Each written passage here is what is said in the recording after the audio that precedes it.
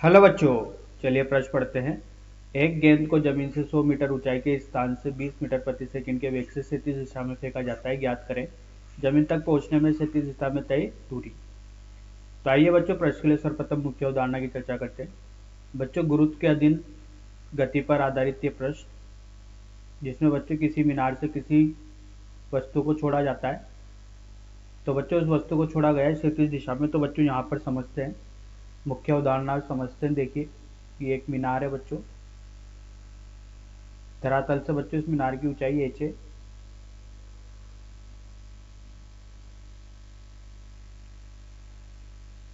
धरातल से बच्चों इस मीनार की ऊंचाई लेते हैं बच्चों, ये h ऊंचाई है। और बच्चों यहाँ पर एक व्यक्ति खड़ा हुआ है, जो कि बच्चों किसी वस्तु को ये क्षैतिज दिशा में v वेग से फेंकता है। प्रारंभिक वेग u ले लेते हैं बच्चों। तो बच्चों जब ये इसको क्षैतिज दिशा में बच्चों फेंकेगा तो इसका जो पाथ होगा बच्चों कुछ इस प्रकार से बच्चों यहाँ पर इसका पाथ होगा। ये बच्चों ये प्रक्षेप्य गति का पाथ कहलाता है। तो इसका जो यहाँ पर ऊर्ध्वाधर वेग होगा बच्चों प्रारंभ में, ये ऊर्ध्वाधर वेग तो 0 होगा, लेकिन बच्चों क्षैतिज वेग जो होगा ये 0 नहीं होगा अगर इसको फेंका गया है तो। अब बच्चों इस गति के दौरान बच्चों गुरुत्वीय त्वरण जी नीचे की ओर लगता है पूरी गति के दौरान। तो बच्चों ये गुरुत्व के अधीन में ये गति होना चाहती है, तो धीरे धीरे बच्चों इसका वेग जो होगा वो त्वरण की दिशा में होना चाहेगा। तो बच्चों जैसे ये धरातल पर आता है, तो धरातल पर आने के बाद बच्चों इसका क्षैतिज वेग vx, ऊर्ध्वाधर वेग vy और इसका परिणामी होता है बच्चों v, जो कि यहाँ पर कोण बनाता है थीटा का। तो देखिए बच्चों यहाँ पर इसका ऊर्ध्वाधर घटक जो मिला है ये होगा गुरुत्वीय त्वरण, जिसका मान होता है 9.8 मीटर प्रति सेकंड वर्ग। अगर बच्चों क्षैतिज घटक में त्वरण देखा जाए तो ये 0 होता है बच्चों क्षैतिज दिशा में कोई त्वरण। तो बच्चों क्षैतिज दिशा का वेग पूरी गति के दौरान जो बच्चों वो होता है एक समान बना रहता है, लेकिन ऊर्ध्वाधर वेग समय के साथ परिवर्तित होता है। और बच्चों ये जो दूरी कहलाती है, ये कहलाती है बच्चों क्षैतिज परास r। अब देखिए बच्चों यहाँ पर क्षैतिज दिशा में कोई त्वरण नहीं, लेकिन ऊर्ध्वाधर दिशा में त्वरण है, जो कि बच्चों कैसा होता है, एक समान त्वरण होता है। ये एक समान त्वरण होने की वजह से बच्चों जो गति की समीकरण होती है, इन गति की समीकरणों का प्रयोग करके बच्चों अज्ञात राशि को ज्ञात किया जा सकता है। लेकिन बच्चों शर्त यह है कि त्वरण एक समान होना चाहिए। और बच्चों यहाँ से त्वरण तो एक समान होना चाहिए बच्चों, दूसरा यह है कि एक बार में एक दिशा में बच्चों ये गति की समीकरणों का प्रयोग करना पड़ेगा। तो देखिए बच्चों, इस मुख्य उदाहरण के आधार पर प्रश्न को हल करते हैं। तो देखिए बच्चों यहाँ से पूछा गया कि क्षैतिज तय की गई दूरी मतलब परास का मान पूछा है। तो देखिए बच्चों यहाँ से ऊंचाई का मान दिया गया है, ऊंचाई का मान 100 मीटर दिया गया है बच्चों।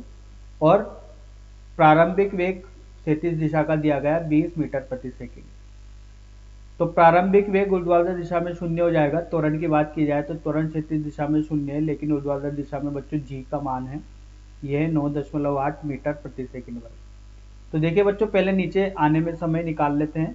तो y दिशा के लिए बच्चों अगर यहाँ पर द्वितीय समीकरण का प्रयोग किया जाए, ठीक है, एस वाई बराबर यू वाई टी धन 1/2 ए वाई टी का वर्ग। तो बच्चों यहाँ पर विस्थापन y दिशा में जो है वो 100 का विस्थापन है। ये प्रारंभिक वेग y दिशा में 0 है। 1/2 गुरुत्वीय त्वरण का मान बच्चों 9.8 है, तो ये हो जाएगा t का वर्ग। t का वर्ग, तो t का मान बच्चों यहाँ से निकल के आता है वर्गमूल 2 गुणा 100 बटे 9.8। तो हल करने पर बच्चों t का मान मिलता है 4.5 सेकंड। तो बच्चों ये धरातल पर आने में जो समय लगा है गेंद को वो मान आ चुका है। बच्चों यहाँ पर परास का मान पूछा है, तो एस दिशा में लगाते हैं बच्चों वापिस द्वितीय समीकरण। तो ये होगा एस एक्स बराबर यू एक्स टी धन 1/2 ए टी का वर्ग। तो देखिए बच्चों यहाँ से ये हो जाएगा परास आर का मान, यू एक्स का मान बच्चों ये दिया गया है 20। समय निकाला है बच्चों, समय का मान नीचे आने में 4.5 सेकंड का मान ज्ञात किया जा चुका है। तो ये होगा 4.5 धन त्वरण का मान बच्चों शून्य है तो पूरी राशि शून्य हो जाएगी, तो r का मान जो परास होगा बच्चों, इसका मान निकल के आ रहा है। देखिए बच्चों, शून्य से दशमलव से ये गया तो 45 दूनी 90.0 मीटर। तो 90 मीटर की बच्चों यहाँ पर परास होगी।